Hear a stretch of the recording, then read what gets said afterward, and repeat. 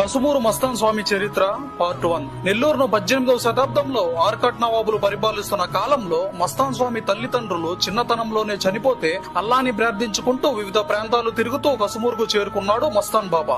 తిరిగి బాగా దాహానికి గురైన మస్తాన్ బాబా గారు ఒక గొల్లవారి ఇంటికి వెళ్లి, అమ్మ ఇంట్లో ఎవరైనా ఉన్నారా అని పిలవగా ఒక స్త్రీ బయటకు వచ్చి బాబా గారు ఏం కావాలి అని అడగ్గా, తల్లి బాగా దాహంగా ఉంది, త్రాగడానికి మంచినీళ్లు ఇస్తారా అని బాబా అడగ్గా మంచినీళ్లకు బదులు మజ్జిగ తెచ్చిచ్చింది ఆ మహిళ. బాబా గారు మజ్జిగ తాగిన తరువాత అప్పుడు మస్తాన్ బాబా, తల్లి మంచినీళ్లు అడిగితే మజ్జిగ తెచ్చావు, మీ రుణం తీర్చుకోవాలి అని మస్తాన్ బాబా గారు అంటే, అయ్యో ఎండన పడి వచ్చారు, దాంతో మజ్జిగ తెచ్చి దాహం తీర్చాను, ఆ మాత్రం దానికి రుణం తీర్చుకోవాలా అని, అదీ కాక మీరు ఊరికి కొత్త వారిలో ఉన్నారు అని ఆ గొల్ల మహిళ గొర్రెలను మేపడానికి బయలుదేరింది.